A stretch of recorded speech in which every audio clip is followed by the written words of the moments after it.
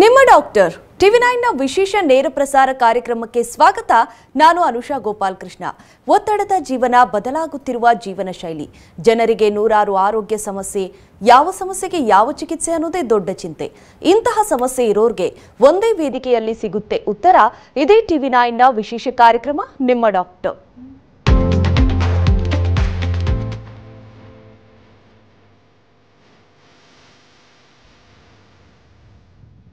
ಪ್ರತಿಯೊಬ್ಬರ ದೇಹದ ತೂಕ ಹಾಗೂ ಆಕಾರದ ನಡುವೆ ಹೊಂದಾಣಿಕೆ ಅಗತ್ಯ.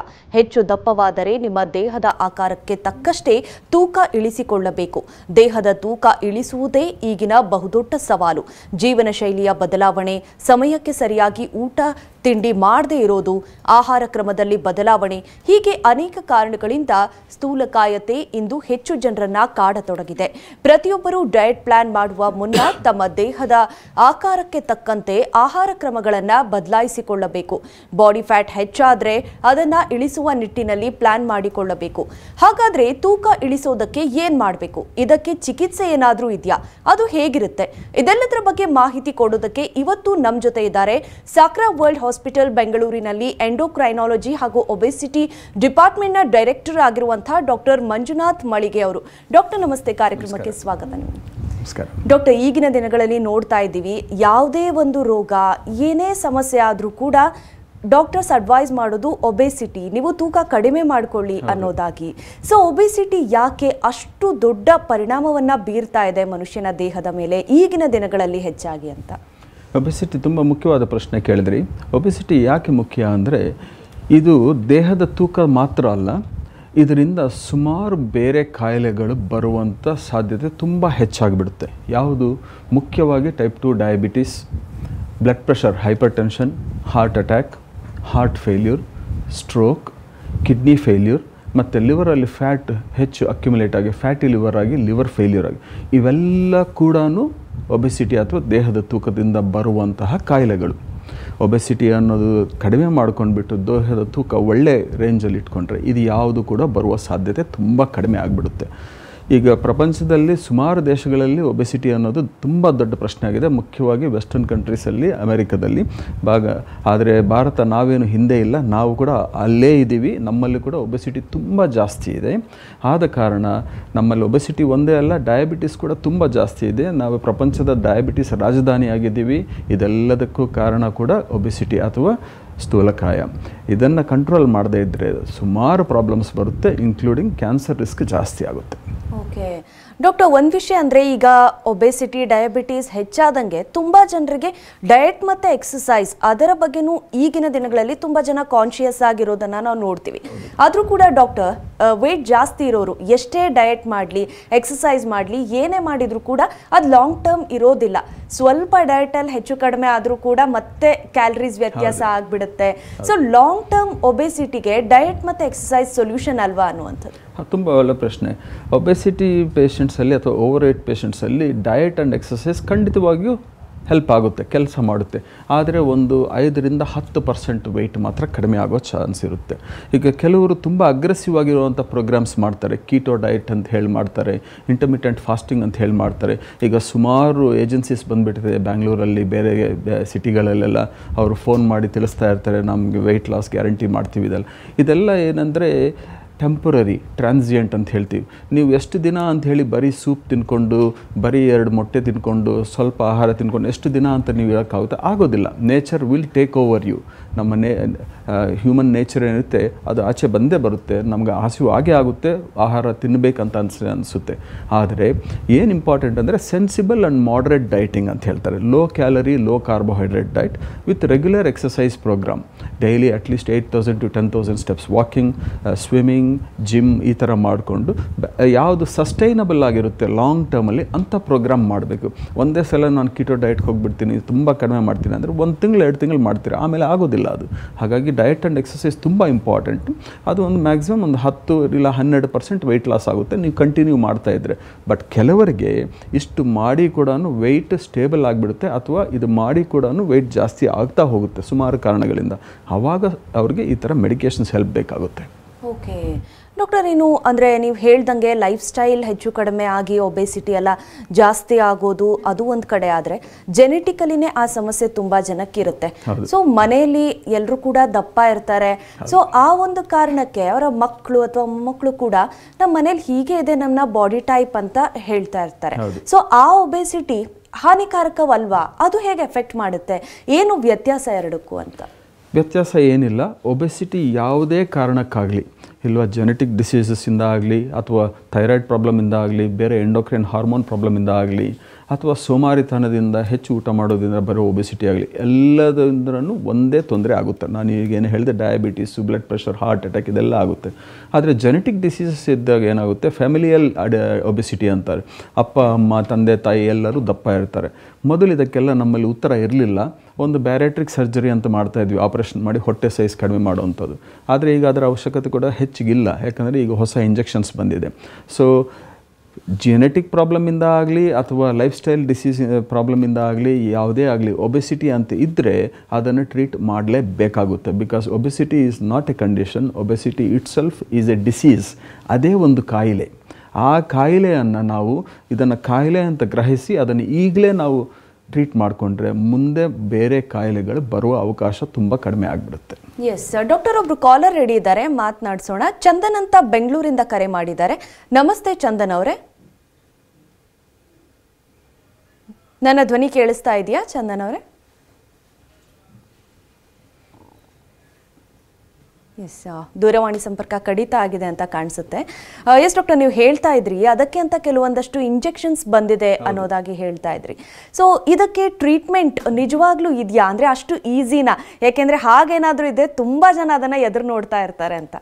ಇದು ಈಸಿ, ಇದು ನಿಜ, ಇದು ಸತ್ಯ, ಇದು ಆಗ್ತಾ ಇದೆ. ಇದು ಸುಮಾರು 7-8 ವರ್ಷಗಳಿಂದ ಬೇರೆ ದೇಶಗಳಲ್ಲಿ ಲಭ್ಯವಿತ್ತು, ವೆಸ್ಟರ್ನ್ ಕಂಟ್ರೀಸಲ್ಲಿ, ನಾರ್ತ್ ಅಮೆರಿಕಾ, ಯುರೋಪ್, ಆಸ್ಟ್ರೇಲಿಯಾದಲ್ಲೆಲ್ಲ. ಈಗ ನಮ್ಮ ದೇಶದಲ್ಲಿ ಈ ವರ್ಷ ಏಪ್ರಿಲ್ ತಿಂಗಳಿಂದ ಇದೆ. ಎಲ್ಲರಿಗೂ ಗೊತ್ತು, ಸುಮಾರು ಜನರಿಗೆ ಇದು ಹೆಸರು ಚೆನ್ನಾಗಿ ಗೊತ್ತು.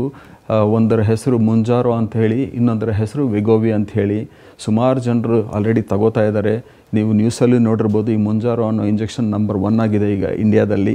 ಸೊ ಈಗ ನಮ್ಮ ಹಾಸ್ಪಿಟಲ್, ಸಾಕ್ರಾ ವರ್ಲ್ಡ್ ಹಾಸ್ಪಿಟಲಲ್ಲಿ, ನಮ್ಮ ಒಬೆಸಿಟಿ ಡಿಪಾರ್ಟ್ಮೆಂಟಲ್ಲಿ ನಮ್ಮಲ್ಲಿ ಹೈಯೆಸ್ಟ್ ನಂಬರ್ ಆಫ್ ಪೇಷಂಟ್ಸ್ ಇದ್ದಾರೆ ಬ್ಯಾಂಗ್ಳೂರಲ್ಲಿ ಈ ಟ್ರೀಟ್ಮೆಂಟಲ್ಲಿ. ಸೊ ಇದು ಖಂಡಿತವಾಗಿಯೂ ಕೆಲಸ ಮಾಡುತ್ತೆ. ಮೇ ಬಿ 2-3% ಪೇಷಂಟ್ಸಲ್ಲಿ ಅಷ್ಟೊಂದು ವೆಯ್ಟ್ ಲಾಸ್ ಆಗದೇ ಇರ್ಬೋದು. But average weight loss 16 to 22% weight loss ಆಗುತ್ತೆ. 1.5 to 2 years ತಗೋಬೇಕಾಗುತ್ತೆ. ವಾರಕ್ಕೊಂದು ಇಂಜೆಕ್ಷನ್, ಇದು ವಾರಕ್ಕೊಂದೇ ಇಂಜೆಕ್ಷನ್ನು ತುಂಬ ಚೆನ್ನಾಗಿ ಕೆಲಸ ಮಾಡುತ್ತೆ.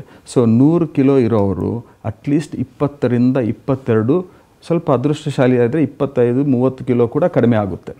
ಮೊದಲು ಈ ಥರ ಆಗ್ತಾಯಿದ್ದು ಆಪ್ರೇಷನಿಂದ ಮಾತ್ರ ಸಾಧ್ಯ ಆಗ್ತಾಯಿತ್ತು, ಬ್ಯಾರಿಯಾಟ್ರಿಕ್ ಸರ್ಜರಿ ಅಂತ ಹೇಳ್ತಾಯಿದ್ರು.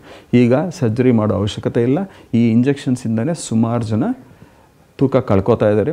ನೀವು ಈಗಾಗಲೇ ನ್ಯೂಸಲ್ಲಿ ನೋಡಿರ್ತಾರೆ, ಸುಮಾರು ಜನ ಫಿಲ್ಮ್ ಆ್ಯಕ್ಟರ್ಸು, ಸ್ಪೋರ್ಟ್ಸ್ ಮೆನ್ ಎಲ್ಲ ತೊಗೊಂಡಿದ್ದಾರೆ. ಎಲ್ಲರೂ ಸಣ್ಣ ಆಗಿದ್ದಾರೆ. ತುಂಬ ಹೆಲ್ತಿ ಲುಕ್ ಇದೆ, ತುಂಬ ಹೆಲ್ತಿ ಲೈಫ್ ಸ್ಟೈಲು ಬಂದಿದೆ. ಖಂಡಿತವಾಗಿಯೂ ಕೆಲಸ ಮಾಡುತ್ತೆ. ಓಕೆ, ಅಂದರೆ ಡಾಕ್ಟರ್, ಈ ಇಂಜೆಕ್ಷನ್ಸ್ ಯಾರೆಲ್ಲ ತಗೊಳ್ಬಹುದು? ಅಂದರೆ ಎಟ್ ಸಮ್ ಪಾಯಿಂಟ್, ಅಂದರೆ ಒಬೆಸಿಟಿಯಿಂದ ಸಮಸ್ಯೆಗಳಾದಾಗ ಇದಕ್ಕೆ ಚಾಯ್ಸ್ ಮಾಡ್ಕೊಳ್ತಾರಾ, ಅಥವಾ ಯಾರಿಗೆಲ್ಲ ರೆಕಮೆಂಡ್ ಮಾಡ್ತೀರಿ? ಯಾವ ಏಜ್ ಅಥವಾ ಬಾಡಿ ಟೈಪ್, ಬೇರೆ ಎಲ್ಲ ಏನೆಲ್ಲ ಕಂಡೀಷನ್ಸ್ನ ಚೆಕ್ ಮಾಡಬೇಕಾಗುತ್ತೆ? ಇದು ಒಬೆಸಿಟಿಯಿಂದ ಪ್ರಾಬ್ಲಮ್ ಆಗೋಕ್ಕೆ ಮುಂಚೆನೇ ತಗೊಳ್ಳೋದು ಉತ್ತಮ. ಯಾಕಂದರೆ ಆವಾಗ ಪ್ರಾಬ್ಲಮ್ ಆಗದೆ ಇರೋ ಹಾಗೆ ನೋಡ್ಕೋಬೋದು. ಸೊ ಒಬೆಸಿಟಿ ಇದೆ, ಬಾಡಿ ವೆಯ್ಟ್ ಜಾಸ್ತಿ ಇದೆ ಅಂದಾಗಲೇ ಈ ಟ್ರೀಟ್ಮೆಂಟ್ ಶುರು ಮಾಡ್ಕೊಳ್ಳೋದು ಉತ್ತಮ. ಈಗ ಯಾರಿಗಿದೆಲ್ಲ ಅಂದರೆ 2 ಮೇಜರ್ ಇಂಪಾರ್ಟೆಂಟ್ ಪೇಷಂಟ್ ಗ್ರೂಪಿಗೆ ಇರಬೇಕು. ಒಂದು ಟೈಪ್ 2 ಡಯಾಬಿಟಿಸ್ ಇದ್ದು ಓವರ್ ವೆಯ್ಟ್ ಅಥವಾ ಒಬೆಸಿಟಿ ಅಂತಿದ್ದರೆ ಅವ್ರಿಗಿದು ಚೆನ್ನಾಗಿ ಕೆಲಸ ಮಾಡುತ್ತೆ. ಇದಲ್ಲದೆ ಡಯಾಬಿಟಿಸ್ ಇಲ್ಲದೆ ಇದ್ದರೂ ಕೂಡ ಓವರ್ ವೆಯ್ಟ್, ಬೊಜ್ಜುತನ, ಒಬೆಸಿಟಿ ಇರೋರಿಗೆ ಇದು ತುಂಬ ಚೆನ್ನಾಗಿ ಕೆಲಸ ಮಾಡುತ್ತೆ. ಇವೆರಡು ಮಾಡ್ಬೋದು. ಇದರಲ್ಲಿ ಒಂದು ಮುಖ್ಯವಾದ ವಿಷಯ ಏನಂದರೆ, ಇದು 2 ತಿಂಗಳು 3 ತಿಂಗಳು ತಗೊಂಡು ಬಿಟ್ಬಿಡೋ ಅಂತ ಇಂಜೆಕ್ಷನ್ ಅಲ್ಲ. ವಾರಕ್ಕೊಂದೇ ಇಂಜೆಕ್ಷನ್ನು. ಕನಿಷ್ಠ ಪಕ್ಷ ನೀವು ಒಂದು 2 ವರ್ಷದವರೆಗೂ ತಗೋಬೇಕು. ಕೆಲವರಿಗೆ 2-3 ತಿಂಗಳಿಗೆ ವೆಯ್ಟ್ ಲಾಸ್ ಆಗುತ್ತೆ, ಕೆಲವರಿಗೆ 6 ತಿಂಗಳಿಗಾಗುತ್ತೆ. ಬಟ್ ವೆಯ್ಟ್ ಲಾಸ್ ಅಂತೂ ಆಗುತ್ತೆ. ಸೊ ನನಗೆ ಸ್ವಲ್ಪ ವೆಯ್ಟ್ ಲಾಸ್ ಆಗಿದೆ, ನಾನು 2-3 ತಿಂಗಳು ತಗೊಂಡು ಬಿಟ್ಬಿಡ್ತೀನಿ ಅಂದರೆ ಮತ್ತೆ ವೆಯ್ಟ್ ಗೇನ್ ಆಗುತ್ತೆ. ಈಗ ಬಂದಿರೋ ಅಂಥ ಹೊಸ ಡೇಟಾ, ಸೈಂಟಿಫಿಕ್ ಡೇಟಾ ಪ್ರಕಾರ 4 ವರ್ಷದವರೆಗೂ ಇದನ್ನು ತಗೊಳ್ಬೋದು, ಏನೂ ತೊಂದರೆ ಇಲ್ಲ. ಹೆಲ್ತಿ ವೆಯ್ಟ್ ಮೇಂಟೈನ್ ಆಗುತ್ತೆ. ಓಕೆ ಡಾಕ್ಟರ್, ಅಂದರೆ ಇದನ್ನು ತಗೊಳ್ಬೇಕಾದ್ರೆ ಏನೆಲ್ಲ ಪ್ರೊಸೀಜರ್ಸ್ ಇರುತ್ತೆ? ಅಂದರೆ ಅದರ ಜೊತೆಗೆ ಈಗ ಕೆಲವರು ಎಕ್ಸೆಸಿವ್ ಜಿಮ್ ವರ್ಕೌಟ್ಸ್ ಎಲ್ಲ ಮಾಡ್ತಾ ಇರ್ತಾರೆ. ಸೊ ಅದಕ್ಕೂ ಇದಕ್ಕೂ ಸಂಬಂಧ ಇದೆಯಾ? ಹೇಗೆ ಅಂತ ಡಾಕ್ಟರ್? ಹೌದು, ಈಗ ನಮ್ಮಲ್ಲಿ ಒಬೆಸಿಟಿ ಮ್ಯಾನೇಜ್ಮೆಂಟ್ಗೆ ಅಂತ ನಮ್ಮ ಸಕ್ರಾ ಹಾಸ್ಪಿಟ್ಲಿಗೆ ಬಂದವರಿಗೆ ನಾವು ಫಸ್ಟ್ ಎಲ್ಲ ಒಂದು ಸೆಟ್ ಆಫ್ ಬ್ಲಡ್ ಟೆಸ್ಟ್ ಮಾಡ್ತೀವಿ. ಏನಾದರೂ ಬೇರೆ ತೊಂದರೆಯಿಂದ ಒಬೆಸಿಟಿ ಬರ್ತಾ ಇದೆಯಾ, ಫಾರ್ ಎಕ್ಸಾಂಪಲ್ ಥೈರಾಯ್ಡ್ ಪ್ರಾಬ್ಲಮಿಂದ ಅಥವಾ ಕಾರ್ಟಿಸೋಲ್ ಹಾರ್ಮೋನ್ ಜಾಸ್ತಿಯಾಗಿ ಕುಶಿಂಗ್ ಸಿಂಡ್ರೋಮ್ ಅಂತ ಹೇಳ್ತಾರೆ, ಅದರಿಂದ ಈ ಥರ ಯಾವುದಾದ್ರೂ ಬೇರೆ ತೊಂದರೆಗಳಿಂದ ಇದ್ದರೆ ಅದನ್ನು ನಾವು ಫಸ್ಟ್ ಟ್ರೀಟ್ ಮಾಡಬೇಕಾಗುತ್ತೆ. ಇದರ ಜೊತೆಗೆ ನಮ್ಮದು ತುಂಬ ಮಲ್ಟಿ ಡಿಸಿಪ್ಲಿನರಿ ಒಬೆಸಿಟಿ ಕ್ಲಿನಿಕ್ ಅಂತ ತುಂಬ ಡಿಪಾರ್ಟ್ಮೆಂಟ್ಸ್ ಇದೆ. Clinical psychology, clinical physiotherapy, clinical dietetics ಅಂತೆಲ್ಲ ಇದೆ. ನಾವೇನು ಮಾಡ್ತೀವಿ, ಕೆಲವು ಸ್ಪೆಷಲಿಸ್ಟ್ ಸ್ಕ್ಯಾನ್ಸ್ ಇದೆ. ಬಾಡಿ ಕಾಂಪೋಸಿಷನ್ ಅನಾಲಿಸಿಸ್ ಅಂತ ಒಂದು ಸ್ಕ್ಯಾನ್, ಅದು ಏನು ಹೇಳುತ್ತೆ, ದೇಹದ ಯಾವ ಭಾಗದಲ್ಲಿ ಎಲ್ಲೆಲ್ಲಿ ಎಷ್ಟು ಹೆಚ್ಚು ಕೊಬ್ಬು ಅಕ್ಯುಮುಲೇಟ್ ಆಗಿದೆ, ಫ್ಯಾಟ್ ಅಕ್ಯುಮುಲೇಟ್ ಆಗಿದೆ, ಲಿವರಲ್ಲಿ ಎಷ್ಟಿದೆ, ಹಾರ್ಟ್ ಸುತ್ತ ಎಷ್ಟಿದೆ, ಕಿಡ್ನಿ ಸುತ್ತ ಎಷ್ಟಿದೆ, ಇದೆಲ್ಲ ಅಸೆಸ್ ಮಾಡ್ತೀವಿ. ನಂಬರ್ 1. ನಂಬರ್ 2, ಇದಾದಮೇಲೆ ಒಂದು ಲಿವರ್ದು ಫೈಬ್ರೋ ಸ್ಕ್ಯಾನ್ ಅಂತ ಮಾಡ್ತೀವಿ. ಅದರಲ್ಲಿ ಫ್ಯಾಟಿ ಲಿವರ್ ಅಂತ ನೀವು ಕೇಳಿರ್ತೀರ. ಎಷ್ಟು ಅಮೌಂಟ್ ಫ್ಯಾಟ್ ಇದೆ, ಆ ಫ್ಯಾಟಿಂದ ಆಲ್ರೆಡಿ ಲಿವರ್ಗೆ ಡ್ಯಾಮೇಜ್ ಆಗ್ತಾ ಇದೆಯಾ ಅನ್ನೋದು ಕೂಡ ಗೊತ್ತಾಗ್ಬಿಡುತ್ತೆ. ಸೊ ಇದೆಲ್ಲ ಅಸೆಸ್ಮೆಂಟ್ಸ್ ಮಾಡಿದ್ಮೇಲೆ ಅವ್ರಿಗೆ ನಾವು ಇಂಜೆಕ್ಷನ್ ಬಗ್ಗೆ ಎಕ್ಸ್ಪ್ಲೇನ್ ಮಾಡಿ, ಅದರ ಸೈಡ್ ಎಫೆಕ್ಟ್ಸ್ ಎಕ್ಸ್ಪ್ಲೇನ್ ಮಾಡಿ, ಆಮೇಲೆ ಇಂಜೆಕ್ಷನ್ ಫಸ್ಟ್ ಡೋಸ್ ನಮ್ಮ ಹಾಸ್ಪಿಟ್ಲಲ್ಲೇ ಕೊಡ್ತೀವಿ. ಫಸ್ಟ್ ಡೋಸ್ ಆದಮೇಲೆ ನಾವು ಪೇಷಂಟ್ಗೆ ಹೇಳ್ಕೊಡ್ತೀವಿ ಹೇಗೆ ತಗೋಬೇಕು ಇಂಜೆಕ್ಷನ್. ಮನೆಯಲ್ಲೇ ತಗೋಬೋದು, ತುಂಬ ಈಸಿ, ಅದು ತಗೋಬೋದು. ವಾರಕ್ಕೊಂದ್ಸಲ ತುಂಬ ಒಳ್ಳೆ ರಿಸಲ್ಟ್ಸ್ ಬರ್ತಾ ಇದೆ. ಡಾಕ್ಟರ್, ಸಾಮಾನ್ಯವಾಗಿ ತುಂಬ ಜನಕ್ಕೆ ಇಂಜೆಕ್ಷನ್ಸ್ ಅಥವಾ ಹೈ ಡೋಸ್ ಏನಾದರೂ ತೊಗೊಳ್ಬೇಕಂದ್ರೆ ಹೇಗೆ ಬಾಡಿ ರಿಯಾಕ್ಟ್ ಮಾಡುತ್ತೆ ಅನ್ನೋ ಭಯ ಇರುತ್ತೆ. ಸೊ ಸೈಡ್ ಎಫೆಕ್ಟ್ಸ್ ಇದರಿಂದ ಏನೆಲ್ಲ ಆಗಬಹುದು, ಮತ್ತು ನೀವು ಹೇಗೆ ಮಾನಿಟರ್ ಮಾಡ್ತೀರಾ? ಅಂದರೆ ಫಸ್ಟ್ ಡೋಸ್ ಕೊಟ್ಟು ಪೇಷಂಟ್ ಹೇಗೆ ರಿಯಾಕ್ಟ್ ಮಾಡ್ತಾ ಇದ್ದಾರೆ ಅಂತ ಚೆಕ್ ಮಾಡುವಂಥದ್ದಾಗುತ್ತಾ ಹೇಗೆ? ಸೈಡ್ ಎಫೆಕ್ಟ್ಸು ಬರುತ್ತೆ, ಆದರೆ ಸುಮಾರು ಜನರಲ್ಲಿ ತುಂಬ ಸಿಂಪಲ್ ಸೈಡ್ ಎಫೆಕ್ಟ್ಸ್ ಇದು. ಏನದು, ನಾವು ನಾಸಿಯಾ ಅಂತ ಹೇಳ್ತೀವಿ, ಅಂದರೆ ವಾಮಿಟಿಂಗ್ ಆಗೋ ಥರ ಸೆನ್ಸೇಷನು ಕೆಲವ್ರಿಗೆ ಬರುತ್ತೆ.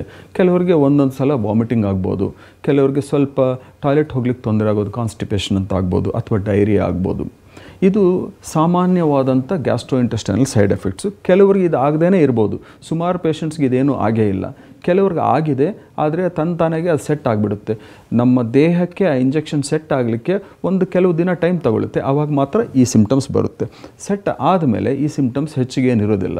ಒಂದು ವೇಳೆ ಈ ಸೈಡ್ ಎಫೆಕ್ಟ್ಸ್ ಬಂದರೂ ಕೂಡ ಅದಕ್ಕೆ ಟ್ಯಾಬ್ಲೆಟ್ಸ್ ಇದೆ, ಅದನ್ನು ಕ್ಲೀನಾಗಿ ಕಂಟ್ರೋಲ್ ಮಾಡ್ಬೋದು. ಆದರೆ 2 ಇಂಪಾರ್ಟೆಂಟ್ ಸೈಡ್ ಎಫೆಕ್ಟ್ಸ್ ಜನರಿಗೆ ಗೊತ್ತಾಗಬೇಕಿಲ್ಲ. ಒಂದು, ಪ್ಯಾಂಕ್ರಿಯಾಸ್ ಅನ್ನೋ ಒಂದು ಅಂಗ ಇರುತ್ತೆ.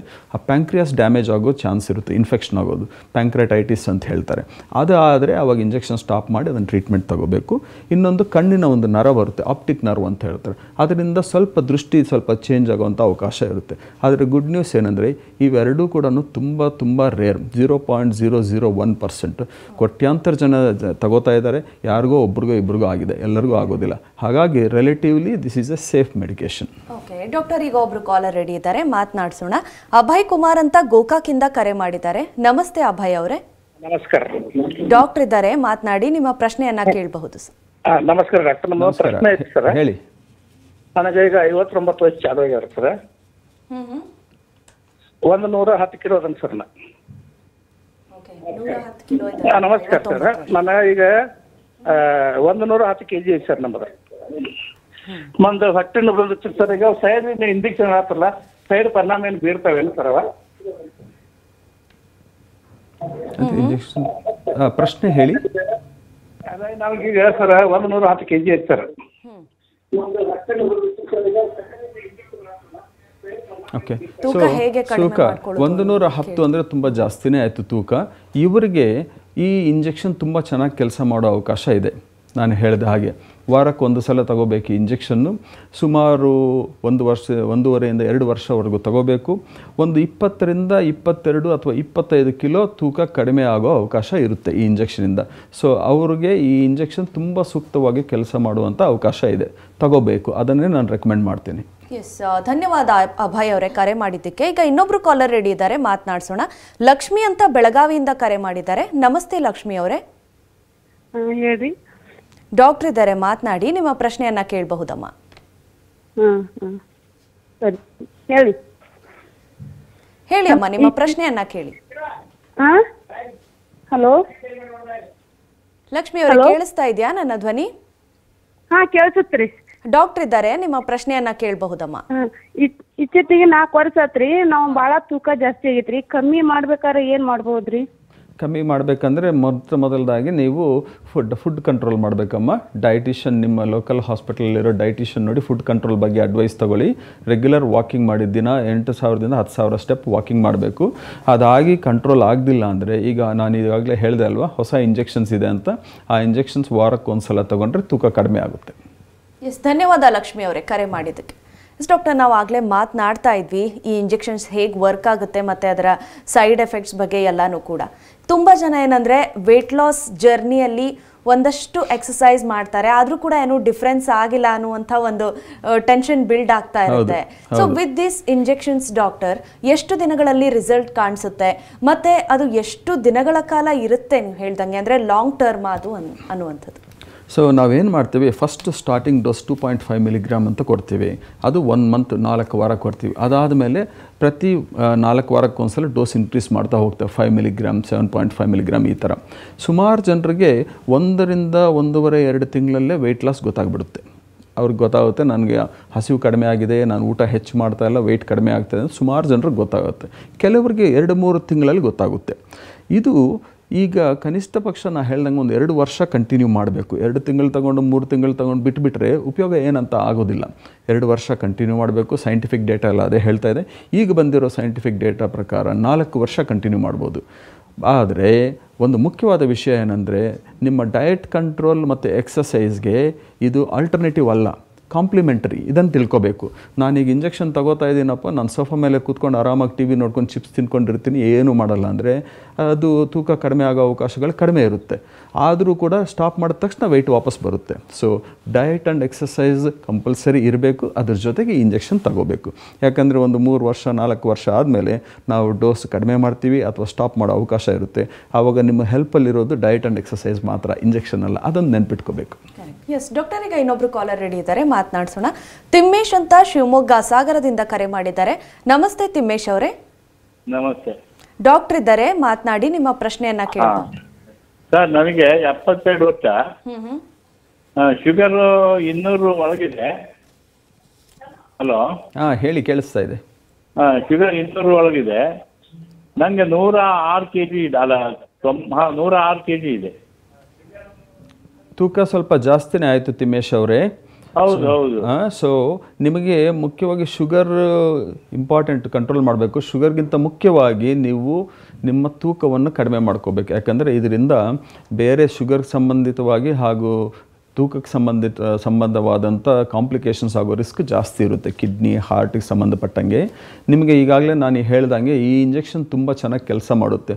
ತೂಕನೂ ಕಡಿಮೆ ಮಾಡುತ್ತೆ, ಶುಗರ್ ಕೂಡ ಒಳ್ಳೆ ಕಂಟ್ರೋಲಿಗೆ ಬಂದುಬಿಡುತ್ತೆ. ಸೊ ನಿಮ್ಮ ನಿಯರೆಸ್ಟ್ ಡಾಕ್ಟರ್ ಯಾರಿದ್ದಾರೆ, ಸ್ಪೆಷಲಿಸ್ಟ್, ಅವ್ರನ್ನ ನೋಡಿ ಈ ಇಂಜೆಕ್ಷನ್ ಬಗ್ಗೆ ಕೇಳಿ. ಇದರಿಂದ ನಿಮಗೆ ತುಂಬ ಒಳ್ಳೆ ಹೆಲ್ಪ್ ಆಗೋ ಅವಕಾಶ ಇದೆ.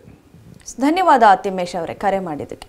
ಎಸ್ ಡಾಕ್ಟರ್, ಈಗ ಮೇನ್ಲಿ ಒಬೆಸಿಟಿ ಕಡಿಮೆ ಮಾಡ್ಕೊಳ್ಳೋ ಉದ್ದೇಶ ಸಾಕಷ್ಟು ಜನಕ್ಕೆ ಒಂದೊಂದು ರೋಗ ಬಂದಿರುತ್ತೆ ಆ ರೀತಿಯಾಗಿ. ಸೊ ಈ ಇಂಜೆಕ್ಷನ್ಸ್ ತಗೊಳ್ಳೋದ್ರಿಂದ ಡಾಕ್ಟರ್, ನೀವು ಹೇಳ್ತಾ ಇದ್ರಿ ಡಯಾಬಿಟೀಸ್ ಕೂಡ ಅದು ಹೆಲ್ಪ್ ಆಗುತ್ತೆ ಅನ್ನೋದಾಗಿ. ಈಗಾಗಲೇ ಡಯಾಬಿಟೀಸ್ ಇರುವಂಥ ಪೇಷಂಟ್ಸ್ ಕೂಡ ಇದನ್ನು ತಗೊಳ್ಬಹುದಾ? ಅವ್ರಿಗದು ಎಷ್ಟು ಸೇಫ್ ಆಗಿರುತ್ತೆ? ಅದನ್ನು ರಿವರ್ಸ್ ಮಾಡೋ ಅವಕಾಶ ಇದರಿಂದ ಸಾಧ್ಯವಾಗುತ್ತಾ? ಹೌದು, ಅದೇ ನಾನು ಈಗಾಗಲೇ ಹೇಳ್ದಂಗೆ ಈ ಇಂಜೆಕ್ಷನ್ಸು 2 ಕಂಡೀಷನ್ಸ್ಗೆ ಯೂಸ್ ಮಾಡ್ಬೋದು ಇಂಟರ್ನ್ಯಾಷನಲಿ. ಏನು, ಒಂದು ಟೈಪ್ 2 ಡಯಾಬಿಟೀಸ್ಗೆ ಕೊಡ್ಬೋದು, ಡಯಾಬಿಟೀಸ್ ಇರೋರಿಗೆ ಕೊಡ್ಬೋದು, ಓವರ್ ವೆಯ್ಟ್ ಆ್ಯಂಡ್ ಒಬೀಸ್ ಇರೋರಿಗೆ. ಎರಡನೇದು, ಇದು ಏನು ಇಲ್ಲದೇ ಇದ್ದರೂ ಕೂಡ ಒಬಿಸಿಟಿ ಇರುತ್ತಲ್ಲ, ಬೊಜ್ಜುತನ, ಅವ್ರಿಗೂ ಕೊಡ್ಬೋದು. ಸೊ 2 ಕಂಡೀಷನ್ಸಲ್ಲೂ ಕೊಡ್ಬೋದು. ಡಯಾಬಿಟಿಸ್ ಇರುವವರು ಈ ಇಂಜೆಕ್ಷನ್ ತಗೊಂಡ್ರೆ ಏನು ಉಪಯೋಗ ಆಗುತ್ತೆ? ನಂಬರ್ 1, ನೀವು ಇನ್ಸುಲಿನ್ ತಗೋತಾ ಇದ್ದರೆ ನಿಮ್ಮ ಇನ್ಸುಲಿನ್ ಡೋಸ್ ತುಂಬ ಕಡಿಮೆ ಆಗುತ್ತೆ. ಕೆಲವರಿಗೆ ಇನ್ಸುಲಿನ್ ಅವಶ್ಯಕತೆಯೇ ಬೀಳೋದಿಲ್ಲ. ಒಂದು. ಎರಡನೇದು, ನೀವು ಟ್ಯಾಬ್ಲೆಟ್ಸ್ ತಗೋತಾ ಇದ್ದರೆ ಶುಗರ್ ಕಂಟ್ರೋಲ್ಗೆ, ಟ್ಯಾಬ್ಲೆಟ್ಸ್ ಡೋಸ್ ಕೂಡ ತುಂಬ ಕಡಿಮೆ ಆಗಿಬಿಡುತ್ತೆ. ಬಹುಶಃ ಟ್ಯಾಬ್ಲೆಟ್ಸ್ ಕೂಡ ಸ್ಟಾಪ್ ಮಾಡೋ ಅವಕಾಶ ಇರುತ್ತೆ. ಮೂರನೇದು, ನಿಮ್ಮ ತೂಕ ಕಡಿಮೆ ಆಗೋದ್ರಿಂದ, ನಿಮ್ಮ ಹಸಿವು ಕಡಿಮೆ ಆಗೋದ್ರಿಂದ ಬ್ಲಡ್ ಶುಗರ್ ತುಂಬ ಒಳ್ಳೆ ಕಂಟ್ರೋಲ್ಗೆ ಬಂದುಬಿಡುತ್ತೆ. ಇದಲ್ಲದೆ ಇನ್ನೂ 2-3 ಮುಖ್ಯವಾದ ಅಡ್ವಾಂಟೇಜಸ್ ಇದೆ. ಒಂದೇನು, ತೂಕ ಕಡಿಮೆಯಾಗಿ ಶುಗರ್ ಕಡಿಮೆಯಾಗಿ ಇಂಪ್ರೂವ್ ಆಗೋದು ಒಂದಾದರೆ, ಇದರಿಂದ ನಿಮ್ಮ heart attack risk, heart failure risk ಆಗುವಂಥದ್ದು 30% ಕಡಿಮೆ ಆಗುತ್ತೆ. ಕಾರ್ಡಿಯೋವ್ಯಾಸ್ಕ್ಯುಲರ್ ರಿಸ್ಕ್ ಅಂತಾರೆ, ಅದು ಕಡಿಮೆ ಆಗುತ್ತೆ. ಎರಡನೇದು, ನಿಮ್ಮ ಫ್ಯಾಟಿ ಲಿವರಲ್ಲಿ ತುಂಬ ಫ್ಯಾಟ್ ಸೇರ್ಕೊಂಡು ಫ್ಯಾಟಿ ಲಿವರ್ ಆಗುತ್ತಲ್ಲ, ಅದು ಕೂಡ ರಿವರ್ಸ್ ಆಗುತ್ತೆ. ಸೊ ಈ ಇಂಜೆಕ್ಷನ್ನು ತೂಕ ಶುಗರ್ ಒಂದೇ ಅಲ್ಲ, ದೇಹದ ಬೇರೆ ಬೇರೆ ಅಂಗಗಳ ಮೇಲೆ ತುಂಬ ಒಳ್ಳೆ ಅಡ್ವಾಂಟೇಜಸ್ ಎಫೆಕ್ಟ್ ಇರುತ್ತೆ. ಅದಕ್ಕಾಗಲೇ ಇದು ಪ್ರಪಂಚದಲ್ಲಿ ಇಷ್ಟೊಂದು ಪಾಪ್ಯುಲರ್ ಆಗಿದೆ. ಹೆಚ್ಚಾಗಿ ಹೆಣ್ಣು ಮಕ್ಕಳಿಗೆ ಮೇ ಬಿ ಡ್ಯೂರಿಂಗ್ ಪ್ರೆಗ್ನೆನ್ಸಿ ಸಂದರ್ಭದಲ್ಲಾಗಿರ್ಬೋದು ಅಥವಾ ಬೇರೆ ಹಾರ್ಮೋನಲ್ ಚೇಂಜಸ್ಸಿಂದ ಸಡನ್ ಆಗಿ ಒಬೇಸ್ ಆಗುವಂಥ ಸಾಧ್ಯತೆಗಳು ಜಾಸ್ತಿ ಇರುತ್ತೆ. ಅಂಥವರು ಕೂಡ ಈ ಇಂಜೆಕ್ಷನ್ಸ್ನ ಮೊರೆ ಹೋಗ್ಬೋದಾ? ಅಥವಾ ಈ ಇಂಜೆಕ್ಷನ್ಸ್ಗೆ ಹಾರ್ಮೋನ್ ಮೇಲೆ ಹೇಗೆ ಪರಿಣಾಮ ಬೀರುತ್ತೆ ಅನ್ನೋದು? ಸೊ ಒಬೆಸಿಟಿ ಅನ್ನೋದು ಅಂದರೆ ಬೊಜ್ಜುತನ ಅನ್ನೋದು ಹಾರ್ಮೋನಲ್ ಅಬ್ನಾರ್ಮ್ಯಾಲಿಟಿಯಿಂದ ಇದ್ದರೆ ಥೈರಾಯ್ಡ್ ಪ್ರಾಬ್ಲಮಿಂದ ಆಗಲಿ ಬೇರೆ ಹಾರ್ಮೋನ್ ಅದನ್ನು ಫಸ್ಟ್ ಟ್ರೀಟ್ ಮಾಡಬೇಕಾಗುತ್ತೆ. ಈ ಇಂಜೆಕ್ಷನ್ ನಾವು ಕೊಡೋದಿಲ್ಲ, ಯಾಕಂದರೆ ಟ್ರೀಟ್ ದ ಕಾಸ್, ಆ ಹಾರ್ಮೋನ್ಗೆ ಟ್ರೀಟ್ಮೆಂಟ್ ಕೊಡಬೇಕಾಗುತ್ತೆ. ಎರಡನೇದು, ಪ್ರೆಗ್ನೆಂಟ್ ವುಮೆನ್ಗೆ ಕೊಡಬಾರ್ದು ಇದು. ಪ್ರೆಗ್ನೆನ್ಸಿ ಆದಮೇಲೆ ಕೂಡ ತಾಯಂದಿರು ಮಕ್ಕಳಿಗೆ ಹಾಲು ಕುಡಿಸ್ತಾ ಇದ್ದಾರೆ, ಎದೆ ಹಾಲು, ಅವ್ರಿಗೂ ಕೊಡಬಾರ್ದು. ಪ್ರೆಗ್ನೆನ್ಸಿ ಲ್ಯಾಕ್ಟೇಷನಲ್ಲಿ ಕೊಡಬಾರ್ದು. 18 ವರ್ಷ ವಯಸ್ಸು ಅಥವಾ 18 ವರ್ಷಕ್ಕಿಂತ ಮೇಲೆ ಆಗಿರೋರಿಗೆ ಮಾತ್ರ ಇದನ್ನು ಉಪಯೋಗ ಮಾಡಬೇಕು. ಅದಕ್ಕಿಂತ ಮಕ್ಕಳಲ್ಲಿ ಇದನ್ನು ಉಪಯೋಗ ಮಾಡಬಾರ್ದು, ಯಾಕಂದರೆ ಸೈಂಟಿಫಿಕ್ ಡೇಟಾ ಇಲ್ಲ. So pregnancy, breast feeding, children below 18 years ಕೊಡಬಾರ್ದು ಇದನ್ನು. Okay, thank you so much doctor. ಸಾಕಷ್ಟು ಮಾಹಿತಿಯನ್ನು ಹಂಚ್ಕೊಂಡ್ರಿ ನಮ್ಮ ಜೊತೆ. ಧನ್ಯವಾದ ನಿಮಗೆ. ನಮಸ್ಕಾರ, ಥ್ಯಾಂಕ್ ಯು. ಎಸ್, ಇನ್ನು ಡಾಕ್ಟರನ್ನ ನೇರವಾಗಿ ಭೇಟಿ ಮಾಡೋದಕ್ಕೆ ಅಡ್ರೆಸ್ ಪ್ಲೇಟ್ ಇಂತಿದೆ. ಸಕ್ರ ವರ್ಲ್ಡ್ ಆಸ್ಪತ್ರೆ, outer ring road, Devarabeesanahalli, Intel ಎದುರುಗಡೆ, ಬೆಂಗಳೂರು 560103. ದೂರವಾಣಿ ಸಂಖ್ಯೆ 0800496949. ಇದಾಗಿತ್ತು ಇವತ್ತಿನ ನಿಮ್ಮ ಡಾಕ್ಟರ್. ನಿರಂತರ ಸುದ್ದಿಗಾಗಿ ನೋಡ್ತಾ ಇರಿ TV9.